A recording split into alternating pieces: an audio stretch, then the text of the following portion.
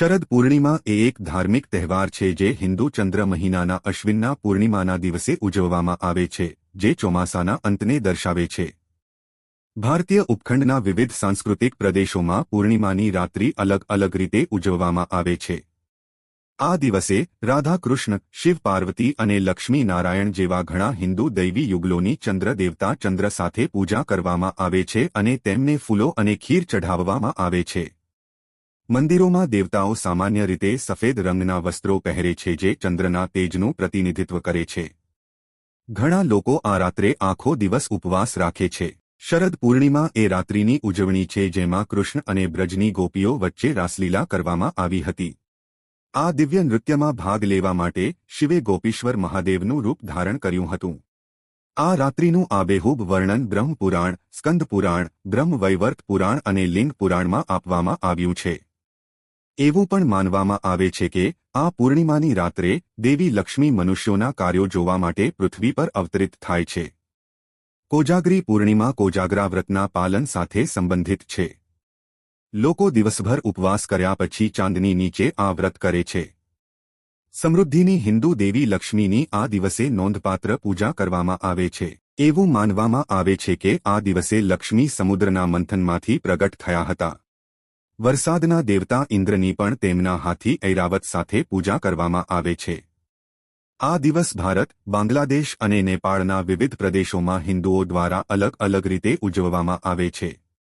સ્વામિનારાયણ સંપ્રદાયમાં, ખાસ કરીને બૈટ્સમાં, શરદ પૂર્ણિમાનું ખૂબ મહત્વ છે, કારણ કે તે ગુણાતીતાનંદ સ્વામીના જન્મને ચિહ્નિત કરે છે, જેમને ઓન્ટોલોજીકલ રીતે અક્ષરબ્રહ્મ માનવામાં આવે છે. બંગાળ, ત્રિપુરા, આસામ અને મિથિલામાં આ રાત્રિને કોજાગરી પૂર્ણિમા તરીકે ઓળખવામાં આવે છે. કોજાગરીનો બંગાળીમાં અર્થ જાગૃત વ્યક્તિ થાય છે. એવું માનવામાં આવે છે કે દેવી લક્ષ્મી આ રાત્રે લોકોના ઘરે જાય છે, તેઓ જાગતા છે કે નહીં તે તપાસે છે અને જો તેઓ જાગતા હોય તો જ તેમને આશીર્વાદ આપે છે.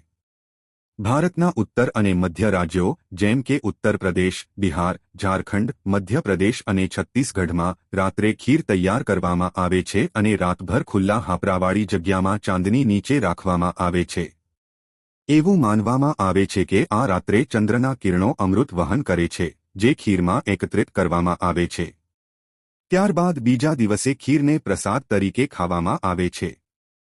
ઉપરાંત આ રાત્રે દેવી લક્ષ્મીની પૂજા કરવામાં આવે છે.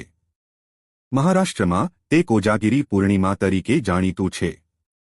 લોકો મસાલાવાળું દૂધ બનાવીને તેને ચાંદની નીચે બહાર રાખે છે, કારણ કે ચંદ્રના કિરણો અમૃત વહન કરે છે તેવું માનવામાં આવે છે. ગુજરાતના ઘણા ભાગોમાં ચાંદની નીચે ગરબા કરવામાં આવે છે.